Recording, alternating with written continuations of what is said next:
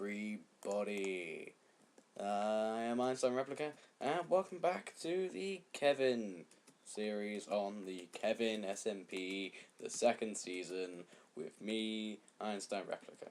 And you may be wondering, what is today's episode? Why am I sounding so chipper and cheery? Why do I sound so much different? Well, today's episode is going to be very different to every other episode, as you can tell from my inventory. My inventory is filled with a lot of dirt, and as I believe I mentioned in the previous episode, you can see a lot of stone around here.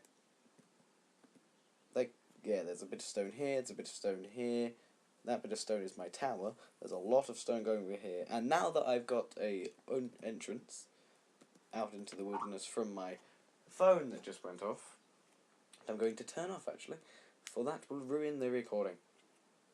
What I've decided to do today is do some terraforming. So what I'm going to do, I'm going to take that map, those two arrows can go. I need to sleep actually. What I'm going to do is I'm going to fill up those stone areas. But that would be a bit boring for a video, wouldn't it?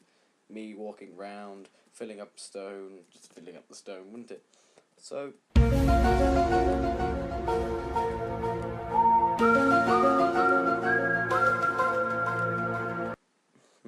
today's episode is going to be a discussion episode, and since I have just returned, it has been about a week and a bit since I have last been on the server.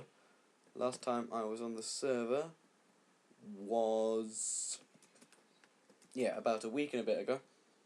So I have a lot to... It's raining. You can sleep in the rain, can't you? Did they remove that? Please tell me they don't remove that feature. I'm getting off topic, and I have lots of topics written down. In fact, a shit ton of topics written down. So, I'm going to do a discussion video whilst I place dirt. And I should probably wait until it is not raining, but honestly, I cannot be asked. So, without further ado, I need to get a new pickaxe as well. Right, so the first thing on my list is obviously the main thing that has happened to me. I went on a trip to the lovely city, the brilliant, beautiful city of Berlin in Germany. It's not the capital, is it? No, I do not think it is the capital. It might be. I will fix it in post-editors to show my stupidity.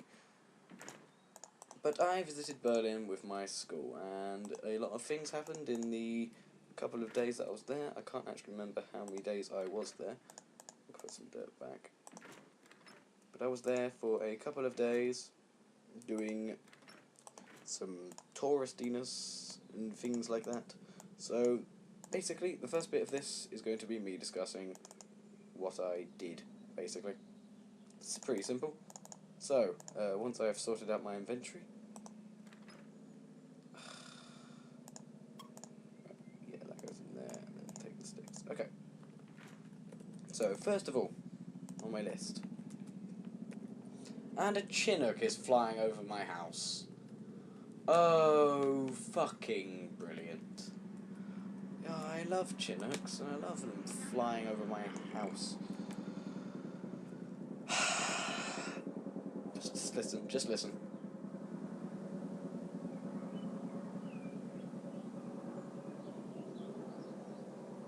I picked a brilliant time to start recording. It's raining on the server, and there's a Chinook flying over. Great. Fucking great.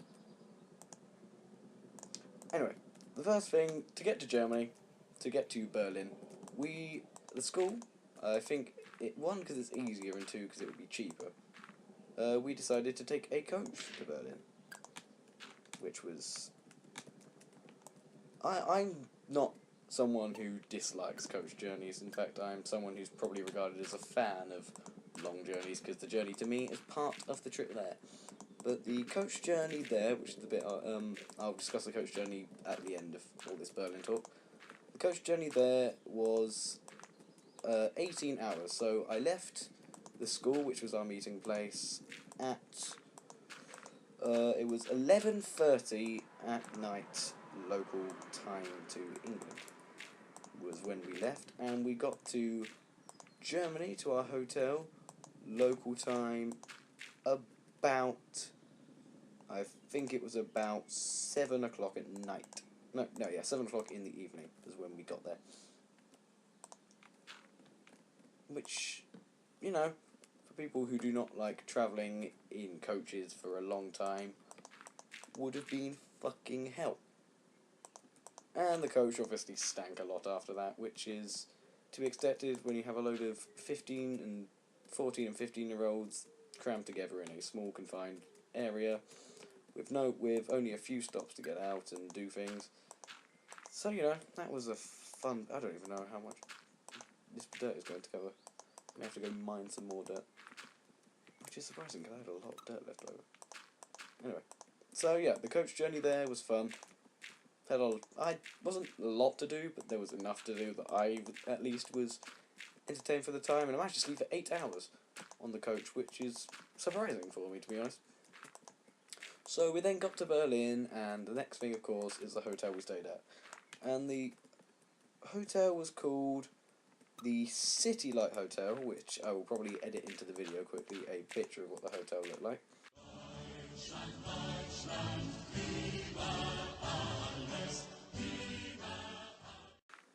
Because I can do that, it's not going to affect my privacy, it's just going to show where I stayed. And it was a really good hotel, because on other trips, because I've gone on a lot of school trips for my school, on other trips, the hotels have been either okay or pretty bad. Like, there was one hotel I went to that had stains on the bed sheets, and 2 people had to share a double bed, whereas this one was very nice. It had a bunk bed. I was in a room of 4 with 3 of my friends. There was a bunk bed for 2 people, and then there was 2 singles that were close together, so you could move them apart that the 2 other people stayed in.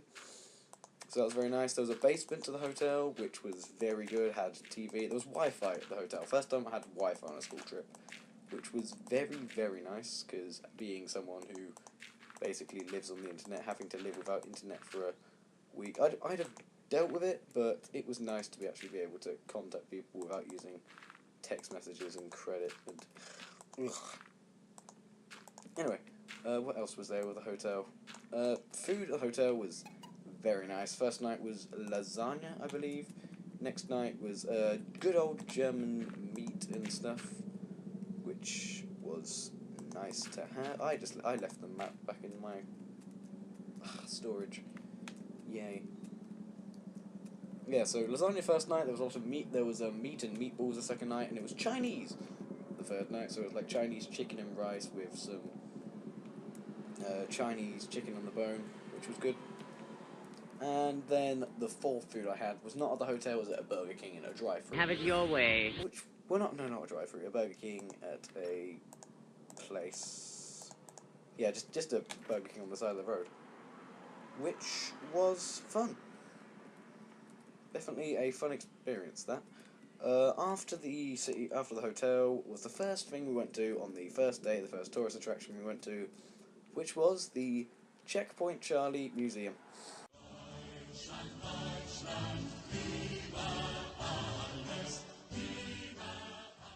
And for those of you who do not realise what Checkpoint Charlie is, Checkpoint Charlie was basically the meeting point between parts of divided wartime Berlin. Well, not wartime, after wartime, once Berlin was split into 4 pieces. Which was very good to see. Quite funny is that at one angle you can see Checkpoint Charlie, and then in the background you can see McDonald's and Starbucks. Which is just the American dream, isn't it? It's just a brilliant representation of America. Now, Checkpoint Charlie Museum was very interesting, showed a lot about Russian culture, had actually a bit on the Ukraine, which was fun, since Ukraine is another thing that's happening with Russia, because Russia likes to get themselves into lots of war, chaos, mishaps, and stuff like that. So, yeah, that was a fun bit of the museum I didn't expect, because it was there for a history trip and a German trip, because those are 2 GCSEs I'm taking. So that was the main aspect of the trip, but it also had touristy holiday bits added into it, so you weren't completely overwhelmed with learning. You must learn what is happening. No, it was just a casual little trip that we went on. So Checkpoint Charlie was good. After the Checkpoint Charlie Museum, we went to another museum called the Topography of Terror, I believe was its name.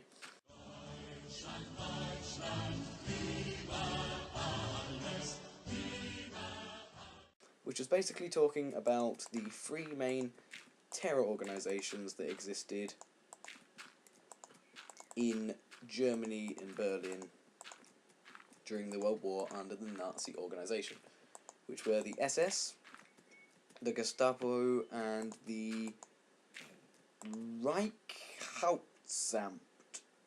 I probably mucked that up because I am going off memory there, but it was the Reich something something, which is basically the Third Reich's. It was three forms of Third Reich law enforcement that were put in place. That were there was bits on Heinrich Himmler, the leader of all those, a bit on Hitler, and a bit on the sort of sub-leaders, the people just below Himmler in the organisation. So you had they're all 20 and stuff, which was interesting. All 20-year-olds, no one really younger than 20. No one really older than 20. There was one guy, the oldest guy was like 30, I think, which was very weird that they hired younger people, but it was understandable they hired younger people because they were more malleable and more easy to use to their purpose. Yeah, so the topography of Terran was next to a piece of the little strait of the wall. I think it was either part of the wall or it was a part of a Nazi building. I will have to check that and put it in post-edit if I remember. But that was this rain is really not making for good footage, but this is more a podcasty thing. Just listen to this while I terraform. Shit. Oh, fuck. Shit. I don't want to die out here. That would be fucking crap if I died whilst terraforming. But after the topography of terror, I think that was it for that day. I feel like that was it for that day. Yeah, because I remember it was Checkpoint Charlie and it was the topography of terror. Yep, after that, it was the next day. Wait, was this next day?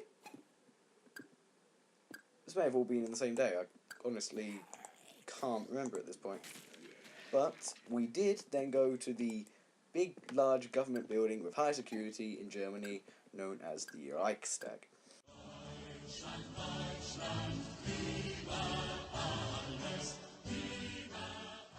And the Reichstag is one of the main things you see. It is located right next to where Angela Merkel sits, so the German equivalent of the Downing Street or of the White House for the American people watching, or the Kremlin for any Russian people watching.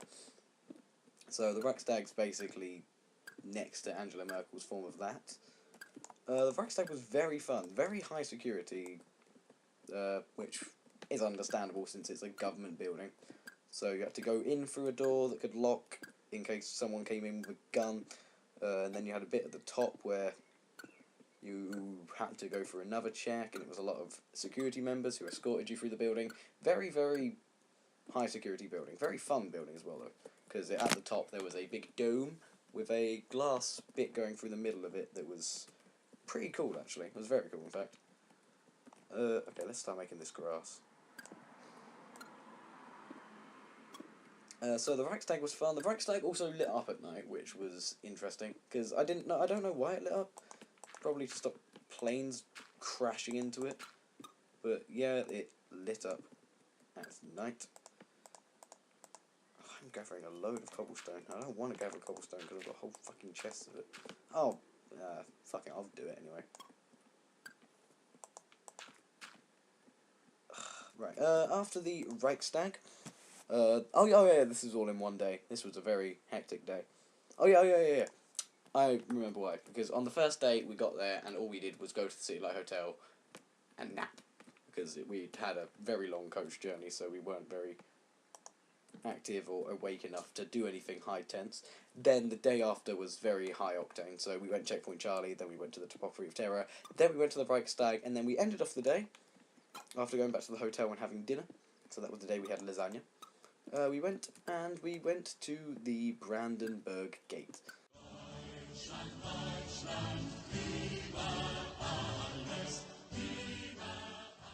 And the Brandenburg Gate, I'm not sure much about the Brandenburg Gate, but the Brandenburg Gate was a very nice little structure that little structure. It was like I'd call it a party, or like party district, or like a one of those kinds of districts, just because there was like people going around on stag doos and hen doos, and there was a pink limousine. It was very. It's like what the London High Street would be, except yeah, because there were souvenir shops as well. It was very much open to foreigners. It was much more foreigners than it was for the German people, unlike something like the Topography of Terror, which would be for everybody, really. So that was the end of the first day, so we went to sleep, went home after that. The next day was a very, very sad day at the start. It was a very hot day as well. But somehow they made a hot day sad, because we went to the Sachsenhausen, I think it's Sachsenhausen concentration camp, which was the concentration camp.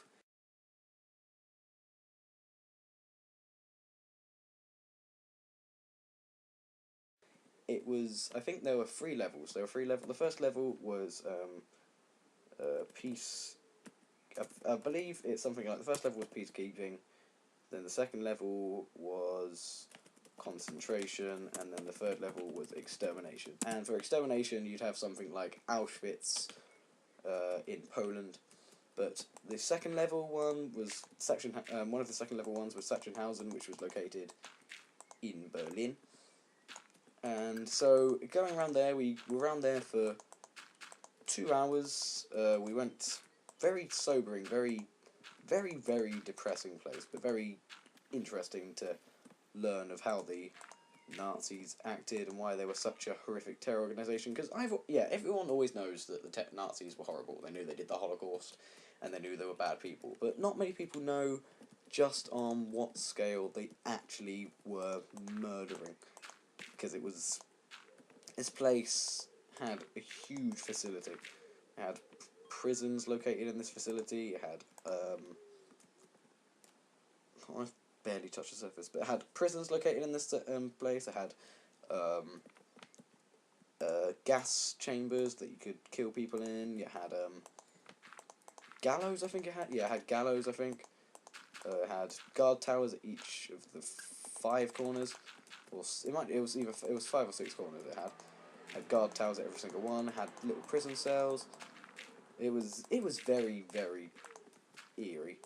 I'm not one to get creeped out or scared by anything really. I'm someone who sort of doesn't mind gore, doesn't mind anything creepy. Sort of just goes, and it's creepy. But even then, it was a very sad experience at Sachsenhausen, but very, very interesting. And for some reason, they had a cafe there, which was a bit weird to have a cafe there, but I can understand why they do that. What was after Sachsenhausen? Oh yeah, after Sachsenhausen, went to one of my favourite places that we went to, because Potsdam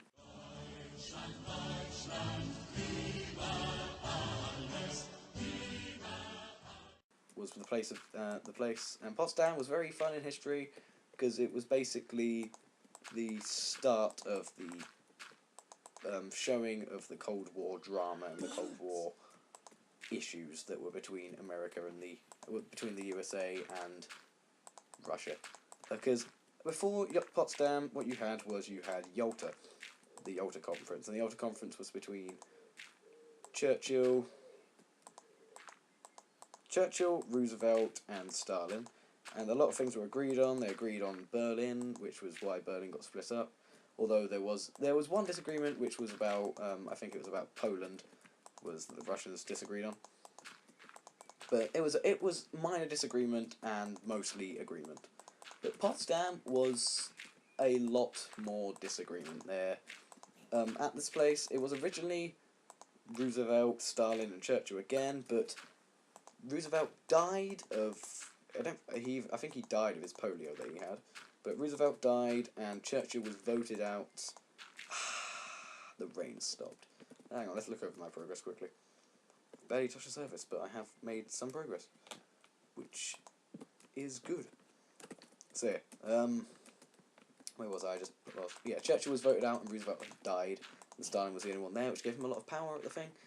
And there was a lot of disagreement about what was going to happen. Russia wanted a lot more power and leadership, and there was a lot of power disputes and a lot of leadership disputes that happened. So Potsdam was very fun because every room had to be equal so that one leader was not seen as being higher power and seen as being better than another leader, which was a very fun dynamic. None of the entrances could be different, because again, the leaders had to be seen to be of equal power and to not be one is better than the other due to the location and how they were treated. Which is weird to say. Well, it's not weird, but it's very sort of childish to say the least. How me and my friend, one of my friends described it. We described it as basically Stalin was a 5-year-old. Stalin was going, I want this, I want to be, they have to be the same as me. Daddy, they got a pony, I want a pony. Basically, a whiny child, which was a fun analogy. Potsdam, one of the best places, literally, I enjoyed it. I'll say at the end what my favourite places were of it. But yeah, Potsdam was very good. There was also the garden where, the garden where Roosevelt had placed his red star to show he is the leader and the boss and the controller of the Potsdam Conference, which was very controversial for USA and for the UK. Even the UK didn't really have much power at this point because they weren't seen as powerful as the other two leaders, which was understandable, kind of.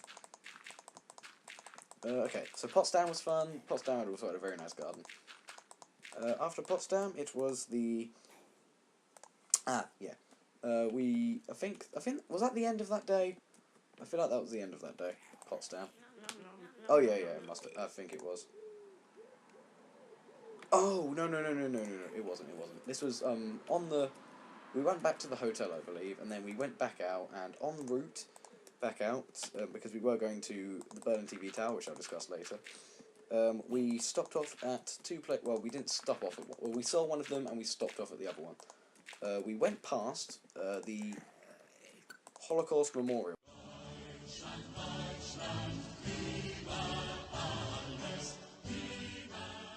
which I can actually kind of do a representation of in cobblestone here. The Holocaust Memorial is it's like a grid of stones, and it means different things to different people, but some of them are larger than others. Some would be like that, some would be like that, some would be like pebbles on the ground.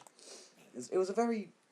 I'm not a huge fan of modern art, and this was definitely modern art, but I could see that it had some meaning to it, and I could appreciate the meaning that it had behind it, since different people feel things in different ways according to art.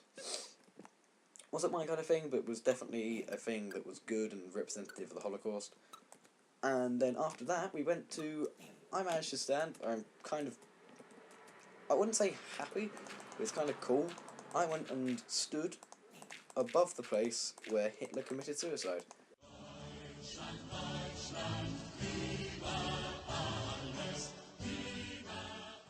And shot himself in the head. Well, it's either shot himself in the head or he took a pill, and I think it was shot himself in the head, but I will have to check that. Actually, no one really knows, anyway. No one really knows how Hitler died, because it wasn't really made public. It was just said, Hitler has died and killed himself, because they took the body and hid it, so they don't know where Hitler's body now lays. Well, yeah, we stood above Hitler's grave, which has been converted into a car park and flats, which is a very good send-off for a mass murderer. Very, very nice send-off for him. I hope he enjoys it, if he's looking down on us from heaven above. Which I sincerely hope he isn't, because he does not deserve that. Okay, after Hitler's thing, we went to another one of my favourite places from the trip. We went to the Fernsehturm, or the Berlin TV Tower.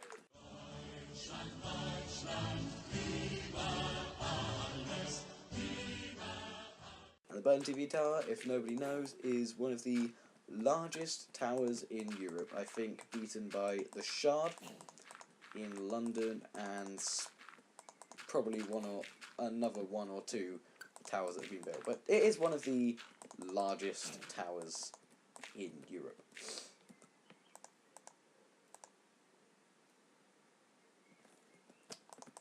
I don't know why I got confused by that. Yeah, we went to the Berlin TV Tower. The Berlin TV Tower was very cool. Only thing I disliked about it was, for some reason, the security there seemed to be higher than security at the Reichstag. Because at the Reichstag, you could sit down basically on the floor as you pleased, because seeing at these tourist attractions is often very sparse because a lot of people want to sit down. Which is understandable because a lot of people get tired, and there's a lot of elderly people who get tired. But since we were also people who got tired on this school trip, a bit annoying that when you tried to sit down on the floor, you got told off by some angry German, some plastic German policeman who is going, "No, you cannot sit there. What do you think you are doing sitting there?"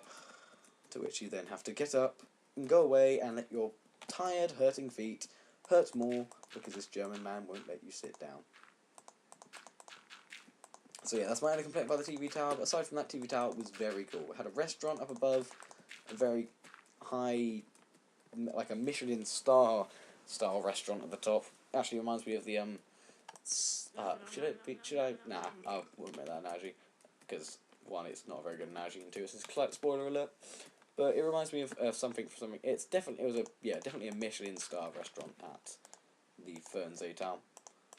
This video might end up being 2 parts. The first part might be me talking about the Berlin TV tower, or talking about Berlin. The second part may be me talking about the other things. Actually, no, I can fit them in because the other things are small. Stop getting distracted, Conrad, and you actually probably get this done. So yeah, Berlin TV tower was very cool. That was the end of that day, and then the final day was a day which was very, very hectic. I was basically awake for about 36 hours. It started off with us, we weren't, due to EU regulation, we weren't allowed to use our coach, which we've been using to get around for the rest of the holiday, because they're drivers for us to get taken home for the 18-hour journey back home. They had to sleep for an allotted time, otherwise it would be illegal for them to drive home, as they would not be deemed fit by EU coaching and driving regulations to coach a bus of teenagers back from Germany to England. So they had to sleep. So we decided to take one of my stupid, nerdy favourite things, which is public transport. Public transport is fun. For someone who is socially awkward like me, it's surprising that I find public transport fun, but I find it so much fun.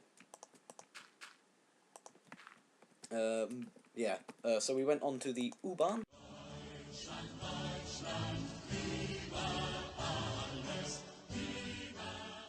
which is the equivalent of the London Underground. So that was, we just hopped on one train and then hopped on another, and it was train hopping, and train hopping is fun, and not leaving anybody behind, hopefully, which is also very fun to keep track of, because you know you're probably going to lose at least one person. So yeah, we used the U-Bahn to get round, and the first place we went to on the U-Bahn was we took the train from our hotel to the river that runs through Berlin.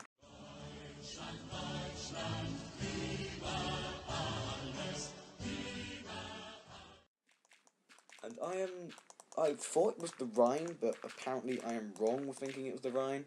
According to my friend, it may be the Glaube river, but I do not know. I will put it in post-edit about what actual river it is, so you should see that pop up on the screen. But the river, so we went down the river that runs through Berlin, which was very fun. Lots of tourist attractions, got to see the Reichstag again, got to see the Berlin TV Tower again, got to see the church, got to see the main actual train line, not the underground train line, the other train line, the above ground one. Got to see a lot of other things. It was fun. I'm a fan of boats, but boat tours don't usually interest me, but this one was interesting, definitely. Definitely fun to see Germany from a different angle than we've been seeing it by walking around the streets. And then after we got off the boat tour, I think, I can't remember how long it lasted for, I think it was like an hour and a half it lasted for.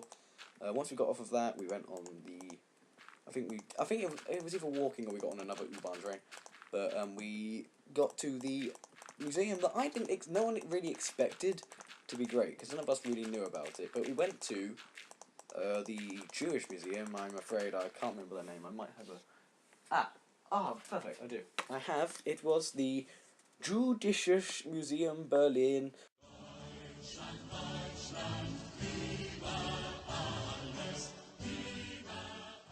which has the tag of Zwei Jahr Ausländer Deutsch-Jüdische Geschichte, which is the Jewish museum talking about 200 years of Jewish-German relations, talking, of course, about the Holocaust and how it almost wiped it out. And the Jewish museum was surprisingly interesting, because I expected it to be, oh, it's just a boring museum about Jewish people, and it's just saying, oh, here's some Jewish relics, here's some Jewish artifacts, here you go, have a look. But a lot of things made it fun. Firstly, the tour guide we had. This was one of the tour guides that was also took us around the topography of Terra, and he was very energetic, very fun, and very much was clear that he enjoyed his job and loved his job, because he was energetic as shit, and he just jumped around. It was great, and keeping up with him was fun. It was a very good tour guide. He took us around the Jewish museum, and I learned a lot of stuff about Jewish relations in the Holocaust and in the World War, and in other things as well, that I never actually knew. Like, one, the actual museum itself, it's a weird squiggly line, which I will also probably put on the screen right now, which just looks like random squiggles that don't really represent much, but it actually represents, it has 3 axes. It has the axis of the Holocaust, which has a dark, black, cold tower at the end, which was very melancholic, is the word I'd use to describe it. So that was... Why? If you start it again. So it had the Tower of the Holocaust, which was basically showing how it appeared that German-Jewish relations had been wiped out. Oh, actually, I didn't mention the... first, the shape of the museum. The little squiggly bit connects... If you put it onto a map of Berlin, it connects different Jewish memorials and sites of history together on the Jewish map, on the Berlin map, which was very fun to discover it being, because you don't really expect someone to put that much thought into how a building looks. Like, because you expect a building to just be, oh, this looks aesthetically pleasing. Like, for instance, that has no real meaning behind it. That's not like a Chingling or something. It's just, that is aesthetically pleasing. That's all that is. But this tower, this building actually had a basis behind it, which was fun. And so there was the axis of the Holocaust that went through it, that was showing the end of the possible end of German-Jewish relations.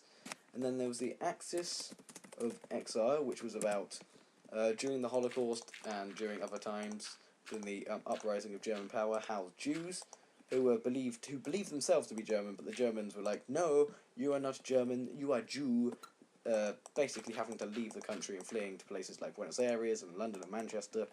I'm almost out of dirt. No, I'm almost out of dirt. What do I do? Yeah, so that was the second axis, talking about how the Jews had to leave their home country, even though they were more German than Hitler, because Hitler was born in Austria. And then there was the final axis, which was the longest axis, which was the axis of continuity. And the axis of continuity was basically about how it appears that German-Jewish relations are over. But actually, they still exist, and they're still thriving, and they're still going to exist in future. Which was very cool to have, and there was a lot of nice things to learn about in the thing. I won't spoil it all in case you go to Berlin yourself, and even if you don't go, look it up online yourself, because it is very easy to find this information, and I'm sure you'll find it much more fun finding the information yourself, rather than listening to some random Englishman who doesn't have all the information on it, trying to articulate to you what he remembers vaguely about his Berlin trip. So that was the Jewish Museum, a very fun museum. And after that was the end of our trip, and the final bit that I'll mention about Berlin before I say a few other small little details that aren't really about Berlin themselves, but more about the meta of it. The trip home was meant to be the same distance, the same length as the trip there, which was 18 hours, but we left on a Thursday, so the traffic was rather low. But we were going home on a Monday, and this, in Germany, was also a bank holiday Monday. And so the traffic on the roads was an absolute freaking nightmare. So instead of getting home from Germany to Berlin, we were stuck in traffic for 2 hours in Germany, roundabout, and then we were stuck at the Eurotunnel for 4 hours because thanks to the traffic we missed our train. Which, it was fun just fucking around at the Eurotunnel. I had a Java chip, my first ever Starbucks, which was fun, and I bought some carrot and orange juice, which was fucking strange. And so, yeah, we got home in 22 hours rather than 18 hours. Which is just, it was so insane how bad the traffic was. Seriously. Do I have enough dirt here to fill up this gap? We'll see. Anyway, so that's the end of the Berlin thing. It should be, since I'm recording this on May 28th, there should be, up on my channel, a lot of videos of Berlin. There should be one of the TV tower elevator. That's not used by elevator. The TV tower elevator. There should be another one of, there was another video I did. What was it? There should be the U-Bahn train. There's a video I took of that. There was another video I did. What were some of the other? There were some other videos I did. Hang on. I'd look it up on my phone. But there will be some other videos up on my channel if I can remember. Come on, remember what they were because you had them in your mind beforehand. Not on my little spreadsheet I've made. I don't know. I do not know. I cannot remember for the life of me. Which is annoying me, because there was definitely something definitive that I had a video of. Oh! Ooh! There it is! Right, on the U-Bahn as well, there is something I'm just going to refer to as violin U-Bahn. Because on the U-Bahn there was a very fun instance with some people and some violins. So, yeah, that's all for my Berlin trip. Berlin, 10 out of 10, best trip I've ever been on with the school. Probably one of the best holidays I've been on. Full stop. Very enjoyable. And I don't know how long I've been recording for, but if it gets too long, I shall edit this and cut this down into one video and have the rest of the topics up on this video as a secondary one. Or like a 9.5, I don't know.